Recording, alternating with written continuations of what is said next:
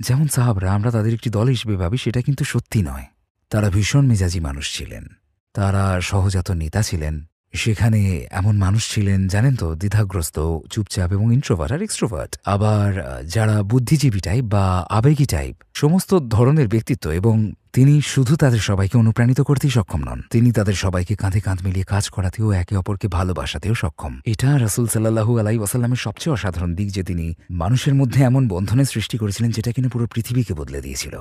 যদি রাসূল সাল্লাল্লাহু আলাইহি ওয়াসাল্লাম এই মুহূর্তে এই কক্ষে প্রবেশ করতেন সামনের দরজা দিয়ে, তাকে আপনি কি বলতে চাইতেন? আমি হয়তো মরেই যেতাম, হয়তো বলতাম আমি দুঃখিত, হয়তো আমি কথা হারিয়ে ফেলতাম। আমার মনে হয় না আমি কিছু বলতে পারতাম, সত্যি বলছি আপনাকে। কারণ আমি মনে করি রাসূল সাল্লাল্লাহু আলাইহি ওয়াসাল্লাম কোরআনের ভার উঠিয়েছিলেন। সেই ভার তিনি সমর্পণ করেছেন আমাদের।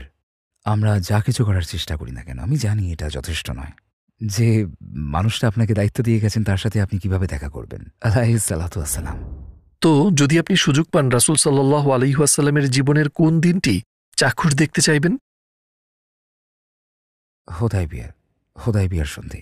রাসূল সাল্লাল্লাহু আলাইহি ওয়াসাল্লামকে প্রশ্ন করা হচ্ছিল, উন্মাদ বলা হচ্ছিল, এবং সমস্ত মক্কা কুফা তাকে ভুল বলছিল ১৩ বছর ধরে।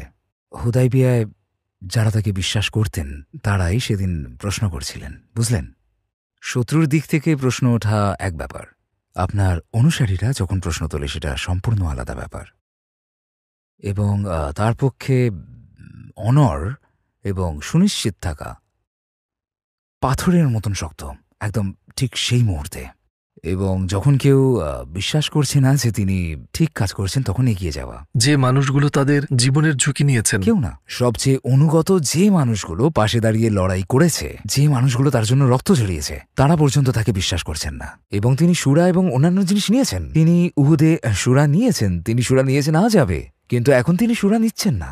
তারা বলছে এমনটা করবেন না, তবুও তিনি এটা করছেন। তিনি কারুর কথা শুনছেন না, তিনি এটাই করছেন। আমি সেখানে বসে কেবল তার মুখের দিকে তাকিয়ে থাকতে চাই। এটাই হলো ঈমান, এটাই প্রত্যয়। যখন আপনি জানেন কাজটি সঠিক, কোনো ধরনের চাপ, আমি কল্পনাও করতে পারি না কি পরিমাণ চাপ। আল্লাহ সেই সময় সূরা আল ফাতহ নাজিল করতে পারতেন ওই মুহূর্তে। আল্লাহ অপেক্ষা করেছেন, আল্লাহ তাকে সেই অভিজ্ঞতার মুখোমুখি করেছেন এবং সাহাবাদের সেই সমস্ত আবেগ অনুভব করতে দিয়েছেন। সত্যি বলতে সূরা আল ফাতহ সন্ধির আগেই নাজিল হতে পারত, অনেক সহজ হয়ে যেত, তাই না? আল্লাহর পরিকল্পনা ছিল তাকে করতে দেওয়া। এবং আমি মনে করি সাহাবারা আলাদা একটা পর্যায়ে রাসূল সাল্লাল্লাহু আলাইহি ওয়াসাল্লামের জন্য তাদের শ্রদ্ধা, তার নেতৃত্বের প্রতি তাদের মুগ্ধতা এবং আল্লাহর সাথে তার যে কানেকশন, সূরা নাজিলের পর সেটা অন্য একটা পর্যায়ে চলে গেছিল। এটাই হওয়ার ছিল। তিনি জানতেনও না এমনটা হবে, তিনি শুধু জানতেন আল্লাহ তাকে কিছু একটা করতে বলেছেন এবং সেটা তিনি করবেন। সুবহানাল্লাহ।